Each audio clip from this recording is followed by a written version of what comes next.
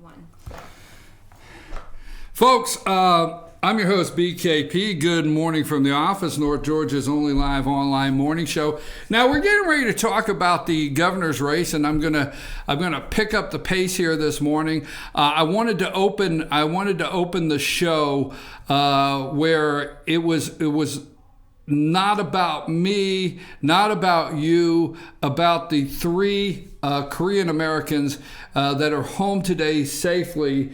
That our President of the United States secured the release, and they arrived at 3 a.m. back on American soil. So now our 9 o'clock hour, we're going to change the pace a little bit. Folks, if you ever want to get in touch with the show, it's 706-889-9700, 706-889-9700, chief@fetchernews.com. Also follow us on Twitter @FetcherNews, @FYNTV. Now, the governor's race in Georgia, there's a couple things here, all right, that's going on. First of all, Casey Cagle on the Republican primary side, Lieutenant Governor Casey Cagle is the presumptive front runner. But how much of a front runner we really do not know, okay? Because the Cagle campaign, as far as I'm concerned, has been playing it a little soft here recently, knowing they will have to kick in and they want all the cash they possibly can in the runoff. That's my opinion. The candidate with the most cash in the runoff could be the winner. So I think they know they have the top spot, but I do question how deep Casey Cagle's lead is in that top position, because the polling data, which I don't think is very accurate, has a very wide margin of undecided. Now, here's where the undecided kick in. If that undecided that's been talked about in the last week in an AJC poll kicks in, starts making a decision, who will they break for? Okay. Now, if in 12 days, okay, something dramatically changes, as you've heard me earlier, I do not believe in early voting, but if something in 12 days dramatically changes, I do not see Michael Williams or Clay Tippins in that number 2 spot without a major change and something big happening, okay? Moving them out of the way a little bit, no disrespect to the candidates, they're working hard, but moving them out of the way, the number 2 prize for a runoff, second runner-up here, is going to be between Brian Kemp and Hunter Hill. Now, Hunter Hill, there's Secretary of State Brian Kemp, and Hunter Hill, right there, Hunter Hill peaked maybe too early. Maybe too early. There was a time on this show, and the time that I discussed with many people, that I was wondering why Kemp was laying back.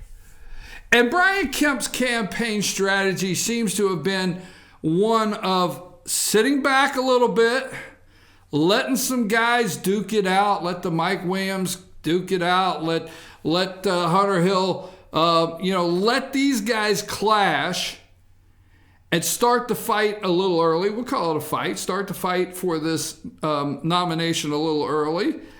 And at the precise time, when people start paying attention to the race, kick it in the high gear.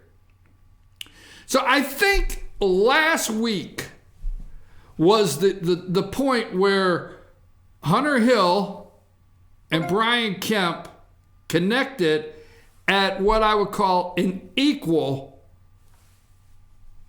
number in polling. I think last week is when they hit that center point. Now, the Jake commercial, or right before the Jake commercial, where Brian Kemp comes out, okay? That comes out, All right?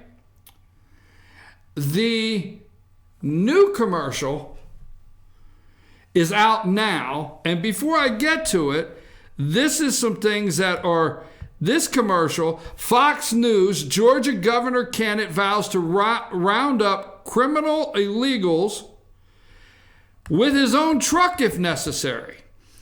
Folks, I have told candidates one right after another, this is the way to go. Okay? Newsweek. Who is Brian Kemp? Georgia Secretary of State says he'll round up illegals in campaign ad. The Washington Examiner. Georgia Republican promises to round up criminal illegals and take them home himself. The Hill, GOP candidate, says he'll round up criminal illegals himself in a new ad. Okay? Watch this ad. Brian Kemp. I'm Brian Kemp. I'm so conservative, I blow up government spending. I own guns that no one's taking away. My chainsaw's ready to rip up some regulations. I got a big truck, just in case I need to round up criminal illegals and take them home myself. Yep, I just said that. I'm Brian Kemp. If you want a politically incorrect conservative, that's me. That's me. The whole idea when you're in politics is steal the news day. Steal the news cycle. Blow it up. And this guy is blowing up the news cycle. Now, I know his campaign team, and I knew this was coming. He's blowing up he's grabbing the headlines. Grab the headlines. Get all the free headlines you can. And he's grabbing them. Now, at the same time, he's been endorsed. He's been endorsed by Georgia Carey. Okay? So he didn't get the NRA endorsement, but he got the endorsement of Georgia Carey. Okay? Endorsed by Georgia Carey. Ran the article, ran the commercial. Jake, we had an interview, very strong interview. I mean, he's talking very strong. Is he not, Amanda? Monday? Yes. A very strong interview with the Kemp here Monday, and he's ratcheting up, going after his opponents. He's very transparent too. Yes, very transparent. I'm going to say something, and I'm not going to say I shouldn't say this, Amanda, but when you see these politicians do these commercials, you try to differentiate if it's something that they had to be trained to do. I really think he knows how to start that chainsaw. Me too. Yeah, right? So, I think he knows how to load a gun too. Yeah, he knows how to load a gun and start a chainsaw. That being said, when the number 2 spot is here, okay, and I said it's been a little over a week ago that I feel Hunter Hill and Kemp hit that point. Do you understand where I'm at, Amanda? That they were equal? Yes. I actually believe Kemp is moving away from Hunter Hill and taking the lead. I'm telling you. It's starting to get there. Are you seeing that? A little bit. Now, Georgia Carey, Hunter Hill can't get out from under. Put that picture up. This is on the Georgia Carey Facebook page. And right there, and it says Georgia Carey. One says Georgia Carey strongly supports Brian Kemp. Hunter Hill can't get out from under some things that he's done. Georgia Carey strongly opposes Hunter Hill. Okay? Go ahead and put Hunter Hill's picture up. Georgia Carey strongly opposes Hunter Hill in the governor's race. This came out May 7th. In many of Hunter Hill's ads, he is presenting himself as a true Second Amendment supporter. However, his credentials on the Second Amendment certainly do not support his advertised position.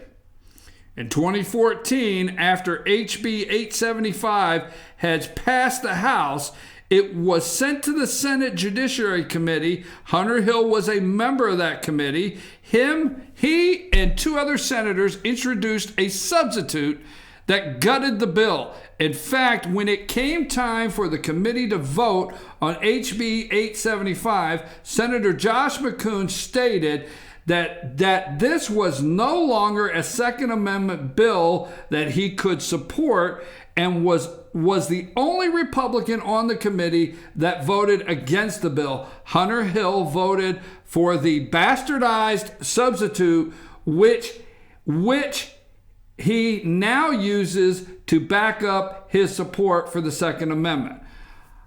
The Judiciary Committee move was the reason HB 60 was amended to reflect HB 875 and sent back to the Senate floor.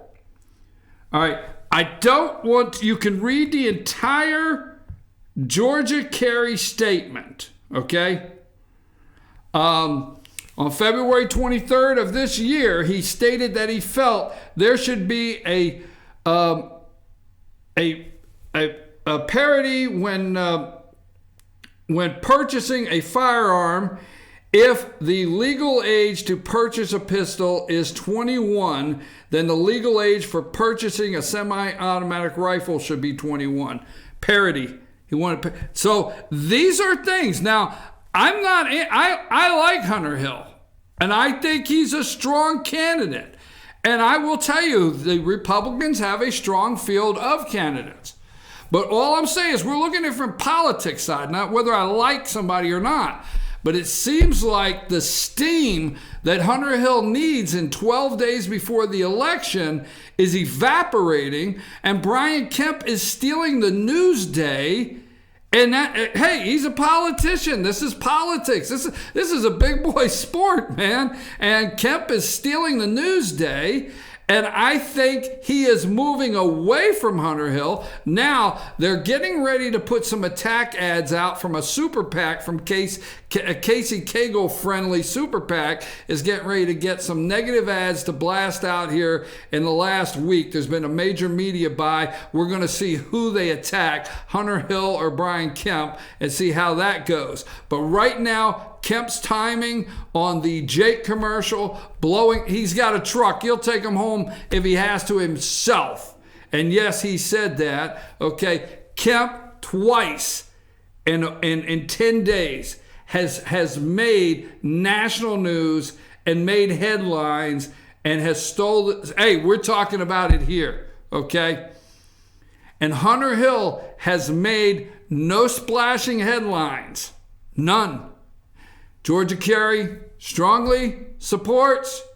Georgia Kerry strongly opposes. Hunter Hill. Put it back up. I don't want to think that went with that.